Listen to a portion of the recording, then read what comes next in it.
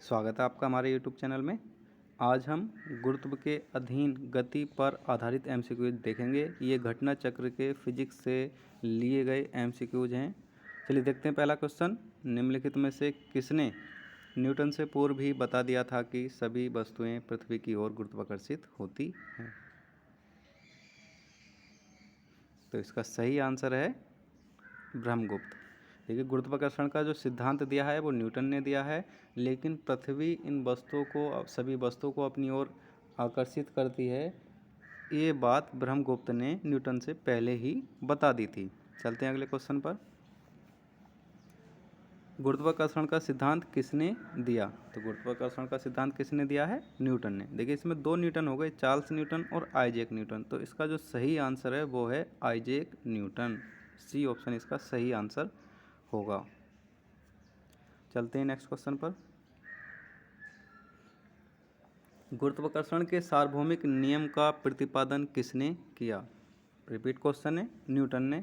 इसका A option सही answer होगा। देखते हैं अगला क्वेश्चन। अंतरिक्ष यात्री निर्वात में सीधे खड़े नहीं रह सकते क्योंकि वहाँ क्या नहीं होता? गुरुत्व नहीं होता। तो इसका ए ऑप्शन सही होगा, गुरुत्व नहीं होता। ए ऑप्शन इसका सही आंसर होगा, गुरुत्व नहीं होता। अंतरिक्ष यान जो चक्कर लगा रहा है से एक सेब छोड़ा जाता है तो वह क्या करेगा? देखिए, अगर अंतरिक्ष यान से कोई भी वस्तु अगर बाहर फेंकी जाती है तो देखिए, जब वो अंतरिक्ष यान में थी तो उसी गति से चल रही थी, और बाहर फेंकोगे तभी भी क्या होगा? उसी गति से गतिमान रहेगी और उसी के साथ वो चलती रहेगी। तो इसका सही आंसर होगा सी ऑप्शन, अंतरिक्ष यान के साथ साथ उसी गति से गतिमान होगा। पीसा की झुकी हुई मीनार गिर नहीं जाती है क्योंकि? देखिए, कोई भी झुकी हुई वस्तु तब तक नहीं गिरती है जब तक उसके गुरुत्व केंद्र से जाने वाली ऊर्ध्वाधर लाइन उसके तल के बाहर नहीं पहुंच जाती। जब बाहर पहुंच जाती है उसके तल से तभी वो गिरती है। अगर उसके तल के अंदर रहती है तो वह वस्तु नहीं गिरती है। तो यही कारण है कि पीसा की जो झुकी हुई मीनार है वो गिरती नहीं है, क्योंकि गुरुत्व केंद्र से गुजरने वाली जो लाइन है उसके तल के अंदर से निकलती है। तो इसका सही आंसर होगा डी ऑप्शन, इसका सही आंसर होगा। चलते हैं अगले क्वेश्चन पर। यदि पृथ्वी और सूर्य की दूरी जो है उसके स्थान पर दोगुनी होती तो सूर्य द्वारा पृथ्वी पर गुरुत्वाकर्षण बल जो पड़ता वह होता? देखिए, गुरुत्वाकर्षण बल का जो सूत्र है F बराबर G m1 m2 बटे में r स्क्वायर, यानी इतना बल हम इस समय लग रहा है, लेकिन r को क्या कर दिया? 2r कर दिया। जब r की जगह 2r करते हम तो क्या होता? 2 का स्क्वायर यानी 2 दूनी 4, 1/4 आ जाता। पहले ये बल लग रहा था, लेकिन अब उस बल का क्या हो गया? 1/4 हो गया। तो बल कितना लगेगा? 1/4 बल लगेगा पहले जितना था। तो सही ऑप्शन इसका क्या होगा? सी ऑप्शन सही होगा। अब जितना है उसका चौथा भाग, इसका सी ऑप्शन सही आंसर होगा। चलते हैं अगले क्वेश्चन पर। जब कोई वस्तु ऊपर से गिराई जाती है तो उसका भार होता है। देखिए, जब कोई वस्तु ऊपर से गिराई जाएगी तो पृथ्वी उस पर क्या जो गुरुत्वाकर्षण बल लगाएगी वो समान रूप से लगाएगी, तो क्या रहेगा? अपरिवर्तित रहेगा। ये इसका सही आंसर होगा बी ऑप्शन इसका सही आंसर होगा। अगला क्वेश्चन है, लकड़ी, लोहे व मोम के समान आकार के टुकड़े को समान ऊंचाई से पृथ्वी पर गिराया जाता है। कौन सा टुकड़ा सर्वप्रथम पृथ्वी की सतह पर पहुंचेगा? देखिए, दो स्थिति होंगी। एक तो वायु की स्थिति, जब वायु को माना जाए, और एक तब जब वायु को नगण्य माना जाए। वायु को जब नगण्य माना जाए यानी निर्वात कह सकते हो, आदर्श परिस्थितियां कह सकते हो। तो जब वायु होगी तो वायु क्या करेगी? वायु में अगर कोई वस्तु गिर रही है, वायु में मान लीजिए या जल में मान लीजिए, किसी भी माध्यम में कोई वस्तु गिरती है तो वह माध्यम उस पर एक बल लगाता है, ऊपर की ओर उत्क्षेप बल लगाता है। तो वो उत्क्षेप बल क्या करेगा? उसके भार में कमी दर्शाएगा, कमी कर देगा। तो वायु भी क्या करेगी? एक उत्क्षेप बल लगाती है। लेकिन वायु अगर है ही नहीं तो कोई उत्क्षेप बल लगेगा ही नहीं। तो फिर क्या होगा, ऐसी स्थिति में पृथ्वी सभी वस्तुओं को समान गुरुत्वाकर्षण बल से अपनी ओर खींचेगी। तो ऐसी स्थिति में जब कोई बल नहीं लग रहा है वायु वगैरह का, तब सभी वस्तुएं जो है पृथ्वी के गुरुत्वाकर्षण बल से खींची जाएंगी और समान समय में ही पहुंचेंगी पृथ्वी की सतह पर, अगर वे समान ऊंचाई से गिराई जाती हैं तब। अगर समान ऊंचाई से गिराई जाती हैं तभी ऐसा होगा कि समान समय में ही एक साथ पृथ्वी की सतह पर पहुंच जाएंगी। लेकिन वायु को अगर माना जाएगा तब जो है अलग अलग होंगी। फिर किस पर उत्क्षेप बल कम लगेगा, किस पर ज़्यादा प्रभावी होगा, किस पर कम प्रभावी होगा, ये देखा जाएगा।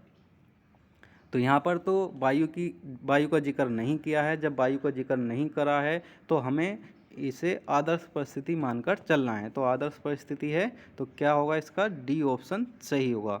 डी ऑप्शन इसका सही आंसर होगा, क्योंकि उसने क्या कहा है, समान ऊंचाई से। देखिए सूत्र होता है बी स्क्वायर बराबर यू स्क्वायर प्लस का 2gh, गति का तृतीय समीकरण है ये। और शुरुआत में जो वेग होगा वो क्या होगा, शून्य होगा। तो जो बी स्क्वायर अंतिम वेग है वो 2gh होगा। जी गुरुत्वाकर्षण वो समान रूप से लगेगा पृथ्वी का सभी वस्तुओं पर। एच जो है उसने पहले से ही कह दिया है कि वो समान है। तो बी जो अंतिम वेग होगा दोनों वस्तुओं का वो क्या होगा, समान होगा। अंतिम वेग से समान अंतिम वेग से गिरेंगी तो वो एक साथ ही पृथ्वी पर पहुंचेंगी। ये इसका सही आंसर डी ऑप्शन होगा। चलते हैं अगले क्वेश्चन पर।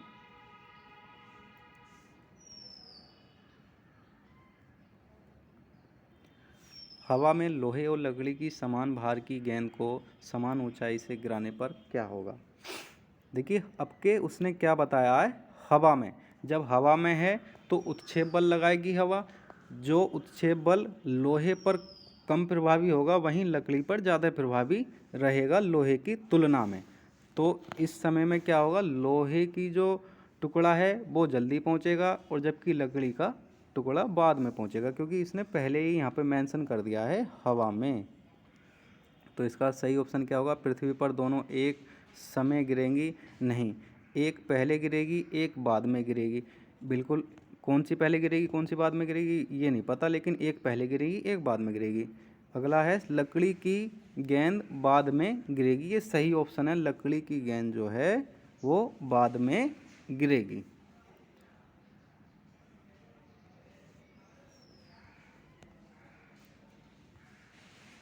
दो गेंदें ए तथा बी 10 किग्रा तथा 1 किग्रा की हैं। उन्हें 20 मीटर की ऊंचाई से एक साथ गिराया जाता है। निम्नलिखित में से कौन सा सही है। देखिए यहाँ पर भी क्या है, यहाँ पर भी हवा का जिक्र नहीं किया है। जब हवा का जिक्र नहीं किया है तो हमें आदर्श परिस्थितियाँ यानी निर्वात की स्थिति माननी है। हमने अभी देखा था बी स्क्वायर बराबर क्या आया था, 2gh। देखिए द्रव्यमान इसने एक 10 किग्रा दिया है, एक 1 किग्रा दिया है। आपको लगेगा कि एक ही मटेरियल है तो 10 किग्रा वाली जो है पहले पहुंचेगी, लेकिन ऐसा नहीं है, क्योंकि यहाँ द्रव्यमान तो है ही नहीं। द्रव्यमान का कोई फर्क नहीं पड़ना। जो अंतिम वेग है वो गुरुत्व त्वरण g और h पर निर्भर करेगा, और h दोनों का समान है। तो इसलिए समान समय पर ही पृथ्वी पर एक साथ पहुँचेंगी। तो इसका सही आंसर क्या होगा, भूमि पर ए पहले पहुंचेगी बी पहले पहुंचेगी, भूमि पर दोनों ए और बी एक साथ पहुंचेंगी। ये इसका सही आंसर होगा सी ऑप्शन। चलते हैं अगले क्वेश्चन पर। कथन, चंद्रमा पर मानव का वजन पृथ्वी की तुलना में 1/6 रहता है। बिल्कुल सही है, कथन तो सही है भाई। चंद्रमा पर जो मानव का वजन रहता है वो पृथ्वी की तुलना में कितना रहता है, 1/6 रहता है। और ऐसा क्यों है, क्योंकि वहाँ पर 1/6 होता है गुरुत्वीय त्वरण का मान। पृथ्वी के गुरुत्वीय त्वरण का 1/6 रहता है। कारण है इसका, चंद्रमा पर पृथ्वी की तरह गुरुत्वाकर्षण नहीं है। ये तो गलत है, क्योंकि चंद्रमा पर गुरुत्वाकर्षण तो है लेकिन पृथ्वी की तुलना में 1/6 है उसका। तो कथन सही है, कारण गलत है। ये हमारा सही होगा। देखते हैं कौन सा है। कथन और कारण दोनों सही है, ये नहीं हो सकता। कथन और कारण दोनों सही हैं, ये भी नहीं होगा। कथन सही है परंतु कारण गलत है, ये हमारा सही आंसर होगा सी ऑप्शन। किसी पिंड का भार पृथ्वी तल पर सब जगह समान होता है, ध्रुवों पर सर्वाधिक होता है। तो ये बी ऑप्शन हमारा सही है। किसी पिंड का जो भार होगा ध्रुवों पर सर्वाधिक होता है, ये गलत था। जो ए था वो सही नहीं था, बी सही आंसर होगा। ध्रुवों पर सर्वाधिक होता है। होता क्या है देखिए, जो जी है वो होता है G_m_e/r² पृथ्वी की जो त्रिज्या है वो अलग अलग जगह अलग अलग होती है। इक्वेटर पर ज़्यादा होगी और जो ध्रुवों पर होगी वो कम होगी। तो जहाँ आर का मान कम होगा वहाँ जी का मान क्या होगा, अधिक होगा। और जहाँ जी का मान अधिक होगा वहाँ क्या होगा, डब्लू बराबर एम जी से भार क्या होगा, अधिक होगा। डब्लू बराबर एम जी से भार क्या होगा, अधिक होगा। तो इसलिए ध्रुवों पर सर्वाधिक होगा किसी पिंड का भार। बी ऑप्शन इसका सही आंसर है। चलते हैं अगले क्वेश्चन पर। एक पिंड का अधिकतम भार निम्नलिखित में से किसमें होता है।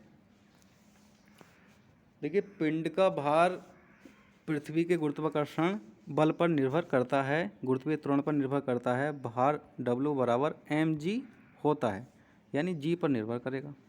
द्रव्यमान तो कांस्टेंट ही रहता है किसी भी वस्तु का, तो जी पर निर्भर करेगा। लेकिन होगा क्या, जब किसी माध्यम की बात आती है तो माध्यम क्या लगाता है, उस वस्तु पर क्या लगाता है, एक उत्क्षेप बल लगाता है। तो वायु भी उत्क्षेप बल लगाएगी, जल भी लगाएगा, हाइड्रोजन भी लगाएगी और नाइट्रोजन भी लगाएगी। तो एक बात तो तय है कि जो जल है वो ज़्यादा उत्क्षेप बल लगाएगा। ज़्यादा उत्क्षेप बल लगाने के कारण यहाँ पर तो भार जो होगा इसमें तो अधिकतम नहीं हो सकता। नाइट्रोजन जो है ये भी एक भारी गैस है हाइड्रोजन के मुकाबले में, तो इसका भी क्या होगा, उत्क्षेप बल ज़्यादा होगा, तो इसमें भी अधिकतम नहीं हो सकता। अब रही बात ऑक्सीजन की और हाइड्रोजन की, वायु की और हाइड्रोजन की। देखिए, वायु में ऑक्सीजन भी होती है और भी कई सारी गैसें होती हैं। तो हाइड्रोजन जो है वायु से हल्की गैस है, तो इसमें भी क्या क्या लगेगा, वायु में भी ज़्यादा उत्क्षेप बल लगेगा, तो इसमें भी अधिकतम नहीं हो सकता। हमारा सही आंसर होगा हाइड्रोजन। हाइड्रोजन हमारा सही आंसर होगा, सी ऑप्शन। चलते हैं अगले क्वेश्चन पर। मानव शरीर का भार होता है ध्रुवों पर अधिकतम, पृथ्वी की सतह पर सब जगह एक समान, विषुवत रेखा पर अधिकतम। तो देखिए वही क्वेश्चन है, सही क्या होगा, वही ए ऑप्शन सही होगा, ध्रुवों पर अधिकतम होता, हमने अभी देखा था।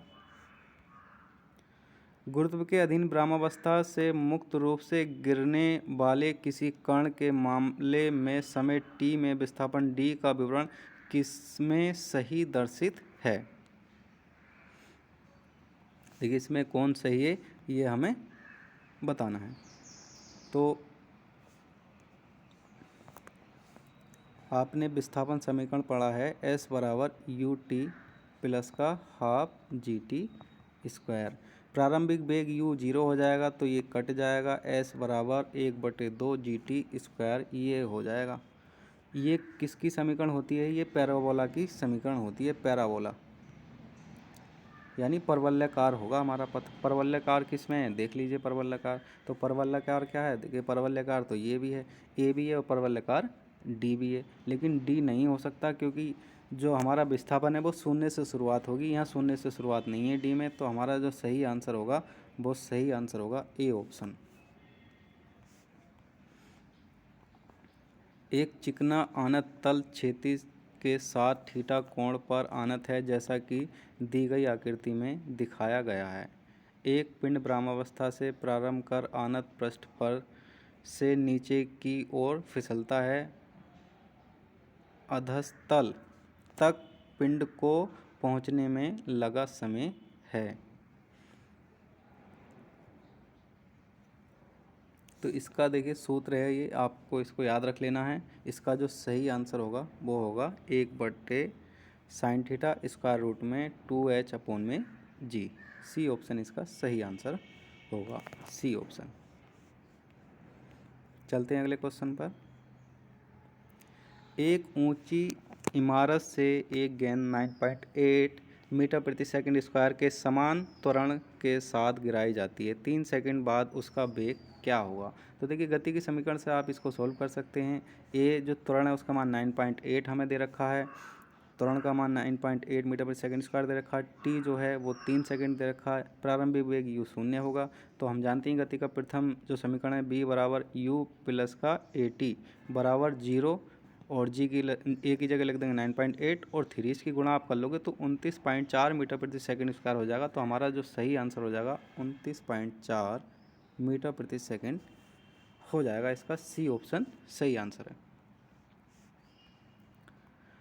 यदि पृथ्वी का द्रव्यमान वही रहे और त्रिज्या 1% से कम हो जाए तब पृथ्वी के तल पर जी का मान क्या होगा? तो जी का मान क्या होगा? देखिए जी बराबर होता है G_ME/RE²। तो ये तो कांस्टेंट हो गया। अब आर पे ही डिपेंड करेगा। आर का मान जो है 1 से कम हुआ है, लेकिन आर का मान घटने से हम जानते हैं जी का मान क्या होगा? बढ़ेगा। तो बढ़ेगा तो कितना? पावर 2 है तो 2 को गुणा में लिख लीजिए। और आर को कितना किया गया? 1%। तो 2 दूनी क्या हो गया? 2 का ना 2% क्या हो जाएगा? बढ़ जाएगा। ये हमारा सही आंसर होगा। 2% बढ़ जाएगा, यानी बी ऑप्शन सही आंसर होगा इसका। अगला है विनाशकारी भूकंप के गुरुत्व के कारण त्वरण होगा। देखिए भूकंप जो होता है विनाशकारी, उस समय क्या हो जाता है? गुरुत्वीय त्वरण 9.8 मीटर प्रति सेकंड स्क्वायर से क्या हो जाएगा? बढ़ जाएगा, यानी इससे भी बड़ा होगा। इससे भी बड़ा होगा तो हमारा डी ऑप्शन सही होगा। 9.8 मीटर प्रति सेकंड स्क्वायर का हो या 980 सेंटीमीटर प्रति सेकंड स्क्वायर का हो, दोनों बात एक ही। क्योंकि जब इसको सेंटीमीटर में करोगे आप तो 100 से गुणा कर दोगे तो क्या हो जाएगा? 980 सेंटीमीटर प्रति सेकंड स्क्वायर। इससे क्या होगा? बड़ा होगा। तो हमारा कौन सा ऑप्शन सही होगा इसमें? डी ऑप्शन इसका सही आंसर होगा। 980 सेंटीमीटर प्रति सेकंड स्क्वायर से अधिक होगा। एक वस्तु का पृथ्वी पर द्रव्यमान 100 किग्रा है। गुरुत्व जनित त्वरण जी बराबर 10 मीटर प्रति सेकंड स्क्वायर है। अगर चंद्रमा पर गुरुत्व जनित त्वरण जी बराबर 10⁶ मीटर प्रति सेकंड स्क्वायर है तो चंद्रमा पर वस्तु का द्रव्यमान होगा। देखिए द्रव्यमान जो होता है किसी भी वस्तु का, वो गुरुत्वीय त्वरण पर निर्भर नहीं करता है। किसी वस्तु का भार जो है वो गुरुत्वीय त्वरण पर निर्भर करता है, तो द्रव्यमान तो निर्भर करता ही नहीं है। तो द्रव्यमान अगर किसी वस्तु का 100 kg है तो द्रव्यमान 100 kg ही रहेगा। पृथ्वी पर भी, चंद्रमा पर भी गुरुत्वीय त्वरण चाहे जो भी हो, तो हमारा 100 kg का 100 kg ही रहेगा, यानी सी ऑप्शन इसका सही आंसर होगा। भारीनता होती है, तो भारीनता क्या होती है? गुरुत्वाकर्षण की शून्य स्थिति को क्या कहते हैं? हम भारहीनता कहते हैं। ये ए ऑप्शन इसका सही होगा। देखिए भार हमें महसूस कब होता है? जब हमारे ऊपर गुरुत्वाकर्षण बल कार्य कर रहा है। अगर ये शून्य हो जाएगा, अगर जी का मान क्या हो गया? शून्य हो गया, तो हमारा जो भार है W बराबर mg, तो वो जी के शून्य होने से क्या हो जाएगा? शून्य ही हो जाएगा। तो ये भारहीनता की स्थिति हो जाएगी। निम्न में कौन सुमेलित क्रम में है? देखिए इसको हमें सुमेलित करना है। रेडियम की खोज किसने की है? रेडियम रेडियोएक्टिव तत्व है, इसकी खोज किसने की थी? मैडम क्यूरी ने। पेनिसिलिन की खोज किसने की है? अलेक्जेंडर फ्लेमिंग ने। और एक्सरे की खोज किसने की है? W.K. रॉन्टजन। और चेचक की खोज एडवर्ड जेनर। ये इसका सही मिलान है। इससे हम देख लेंगे कौन सा सही ऑप्शन होगा। चलते हैं अगले क्वेश्चन की ओर। पृथ्वी अपनी कक्षा में लगभग 4400 किलोमीटर प्रति घंटा की गति से घूमती है। इस तेज गति को हम अनुभव क्यों नहीं करते हैं?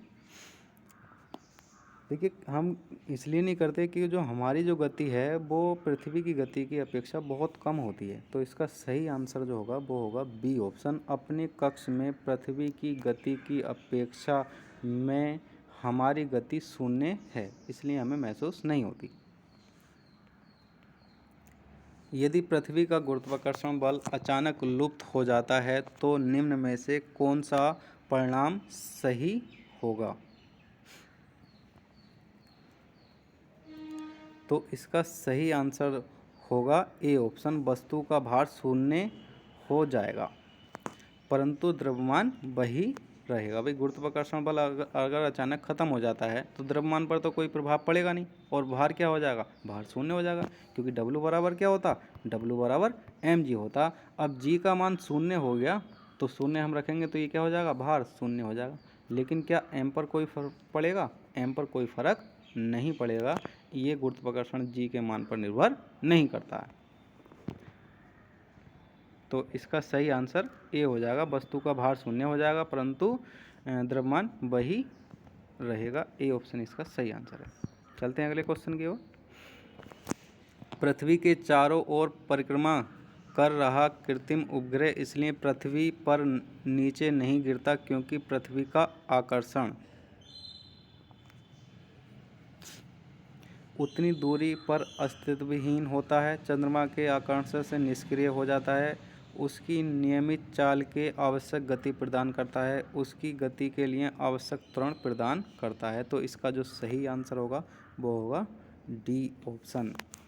देखिए जो गुरुत्वाकर्षण बल है वो क्या करता है, उसे एक अभिकेंद्रीय बल दे देता है और अभिकेंद्रीय बल में उसे एक त्वरण मिल जाता है, आवश्यक त्वरण प्रदान करता है। तो ये हमारा डी ऑप्शन इसका सही आंसर होगा। एक भू उपग्रह अपने कक्ष में निरंतर गति करता है। यह अपकेंद्र बल के प्रभाव से होता है जो प्राप्त होता है उपग्रह को प्रेरित करने वाले रॉकेट इंजन से, पृथ्वी द्वारा उपग्रह पर लगने वाले गुरुत्वाकर्षण से। तो ये हमने अभी बिल्कुल रिपीट क्वेश्चन है, बी ऑप्शन इसका सही आंसर होगा। किससे प्राप्त होता है? पृथ्वी द्वारा लगे गुरुत्वाकर्षण बल से प्राप्त होता है। कृत्रिम उपग्रह पृथ्वी से सुस्पष्टता से ट्रैक किया जा सकता है। तो इसका जो सही आंसर होगा वो होगा डॉपलर प्रभाव से, डॉपलर प्रभाव के द्वारा। अपने कक्ष में एक उपग्रह पृथ्वी के चक्कर लगाता रहता है, वह ऐसा निम्न में से किस कारण से करता है? देखिए तीसरा बार क्वेश्चन ये आ गया। जो उपग्रह है ये हो गई अर्थ, फिर से समझ लेते हैं, ये अर्थ है और उपग्रह इसके चारों ओर चक्कर जो लगा पा रहा है वो किसके कारण लगा पा रहा है? क्योंकि जो पृथ्वी का जो गुरुत्वाकर्षण बल है वही गुरुत्वाकर्षण बल किस में परिवर्तित हो जाता है? अभिकेंद्र बल में परिवर्तित हो जाता है और इसको एक त्वरण प्रदान करता है जिससे कि वह ये जो सैटेलाइट है वो क्या करता रहता है? घूमता रहता है। तो इसका सही आंसर क्या होगा? अपकेंद्रीय बल, केंद्राभिमुखी बल। देखिए अभिकेंद्र बल को ही क्या कहते हैं? केंद्राभिमुखी बल कहते हैं। तो ये हमारा सही आंसर होगा बी ऑप्शन। प्रकृति के ज्ञात बलों को 4 वर्गों में विभाजित किया जा सकता है जैसे कि गुरुत्व, विद्युत चुंबकत्व, दुर्बल नाभिकीय बल और प्रबल नाभिकीय बल। उनके संदर्भ में निम्नलिखित कथनों में से कौन सा एक सही नहीं है? गुरुत्व चारों में सबसे प्रबल है, ये गलत है क्योंकि जो गुरुत्व बल है वो सबसे क्या है? सबसे कमज़ोर बल है। विद्युत चुंबकत्व सिर्फ विद्युत आवेश वाले कणों पर ही क्रिया करता है।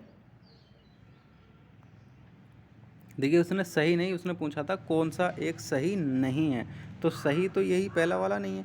गुरुत्व चारों में सबसे प्रबल है, चारों में सबसे प्रबल नहीं, सबसे दुर्बल बल है गुरुत्व बल। तो ये ए ऑप्शन हमारा सही होगा क्योंकि उसने क्या पूछा था? सही नहीं है। तो सही कौन सा नहीं है? यही ए ऑप्शन सही नहीं है, गुरुत्व चारों में सबसे प्रबल है। चलते हैं अगले क्वेश्चन की ओर। किसी लिफ्ट में बैठे हुए व्यक्ति को अपना भार कब अधिक मालूम पड़ेगा? पहला है जब लिफ्ट त्वरित गति से ऊपर जा रही हो, जब लिफ्ट त्वरित गति से नीचे आ रही हो, समान वेग में ऊपर जा रही हो या समान वेग से नीचे आ रही हो। देखिए भार होता क्या है? W बराबर mg। अब त्वरण क्या होगा? अगर समान वेग से ऊपर जा रही है तो उसमें त्वरण क्या जोड़ेंगे हम? 0 जोड़ेंगे। भाई समान वेग से ऊपर जाए या समान वेग से नीचे आए तो त्वरण क्या होगा? 0 ही जुड़ेगा उसमें, क्योंकि समान वेग से जब वस्तु गति करती है तो उसका जो त्वरण होता है वो कैसा होता है?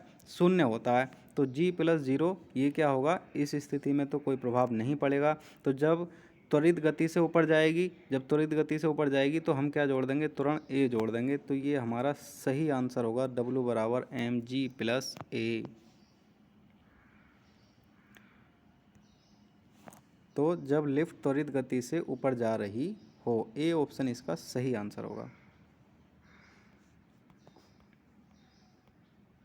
लोलक की कालावधि द्रव्यमान के ऊपर निर्भर करती है। देखिए लोलक की जो कालावधि है यानी टाइम पीरियड टी है वो 2 पाई अंडर रूट में L/G होती है। तो लोलक के द्रव्यमान पर तो निर्भर नहीं करती, लोलक की लंबाई पर और गुरुत्वीय त्वरण पर निर्भर करती है। लंबाई के ऊपर निर्भर करती है, हाँ बिल्कुल निर्भर करती है। समय के ऊपर निर्भर करती है, नहीं। तापक्रम के ऊपर निर्भर करती है। तो हमारा सही आंसर जो होगा वो बी ऑप्शन सही होगा, लंबाई के ऊपर निर्भर करती है। लोलक घड़ियाँ गर्मियों में सुस्त हो जाती हैं क्योंकि, देखिए हमने अभी आवर्तकाल का सूत्र देखा, T = 2 पाई अंडर रूट में L/G।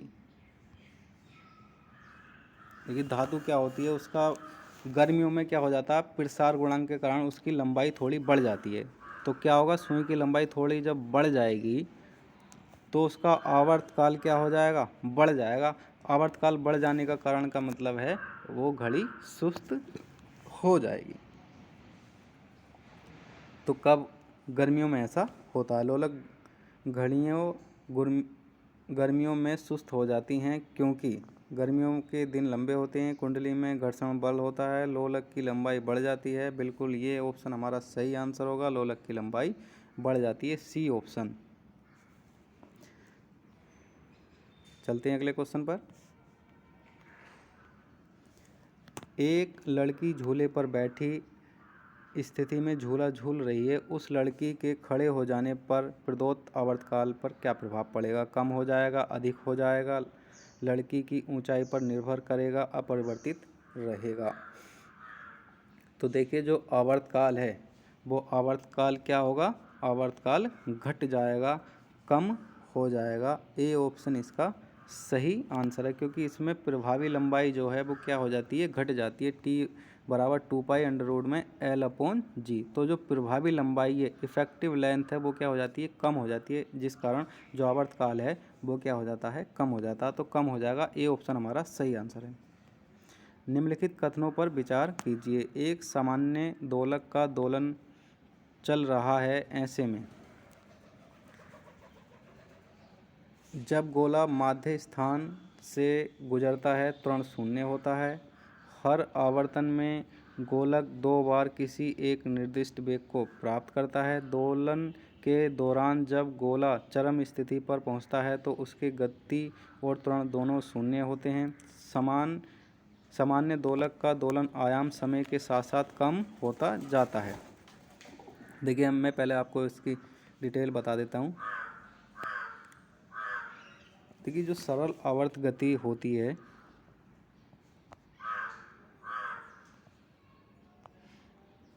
ये जो सेंटर पॉइंट है यहाँ पर, देखिए यहाँ पर इस पॉइंट पर अधिकतम, ये वाला पॉइंट है, यहाँ पर प्रत्यानयन बल अधिकतम होगा। प्रत्यानयन बल क्या होगा, यहाँ पर अधिकतम होगा, और यहाँ पर प्रत्यानयन बल क्या होगा, न्यूनतम होगा। इन दोनों पॉइंटों पर प्रत्यानयन बल अधिकतम होता है। जब अधिकतम बल होगा तो यहाँ पर जो गतिज ऊर्जा है वो भी क्या होती है, अधिकतम होती है। यहाँ पर नहीं, गतिज ऊर्जा अधिकतम नहीं होगी, यहाँ स्थितिज ऊर्जा अधिकतम होती है और यहाँ गतिज ऊर्जा अधिकतम होती है। देखिए देख लेते हैं। सरल आवर्त गति करने वाला पिंड जब अपनी मध्यमान स्थिति से गुजरता है, यानी हम पहले इस वाले पॉइंट की बात कर रहे हैं। पहला पॉइंट ये हमारा मध्यमान स्थिति होगी।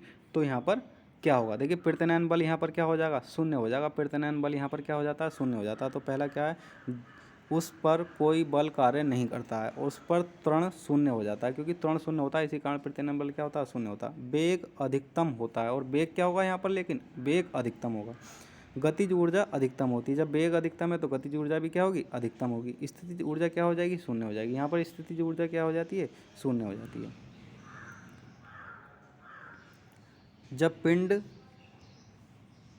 गति के अंत्य बिंदु चरम स्थिति पर पहुंचता है तो क्या होगा, उसका त्वरण अधिकतम होगा। वहाँ पर त्वरण क्या होगा, अधिकतम होगा। उस पर कार्य करने वाला प्रत्यानयन बल क्या होगा, अधिकतम होगा। और गतिज ऊर्जा क्या होगी, शून्य होगी। और स्थितिज ऊर्जा क्या होगी, अधिकतम होगी। और वेग क्या होगा, शून्य होगा, क्योंकि जब गतिज ऊर्जा क्या हो गई, शून्य हो गई, तो वेग भी क्या होगा, शून्य होगा। वेग शून्य के कारण ही क्या होती है, गतिज ऊर्जा शून्य होती है। तो इसका जो सही आंसर होगा वो सी ऑप्शन इसका सही आंसर होगा। 1, 2, 4 ये सही हैं, और जो 3 है वो गलत है। अब इसी से हम समझ लेंगे जो डिटेल हमने देखी है। चलिए देखते हैं अगला क्वेश्चन। पेंडुलम घड़ी तीव्र गति से चल सकती है। तो पेंडुलम घड़ी कब तीव्र गति से चलेगी? ये भाई ग्रीष्म ऋतु में तो सुस्त हो जाती है, तो शीत ऋतु में क्या होगी? तीव्र गति से चलेगी। ये बी ऑप्शन इसका सही आंसर होगा। पृथ्वी का पलायन वेग कितना होता है? तो पृथ्वी का पलायन वेग हम जानते हैं कितना होता है। पलायन वेग होता है 11.2 किलोमीटर प्रति सेकंड।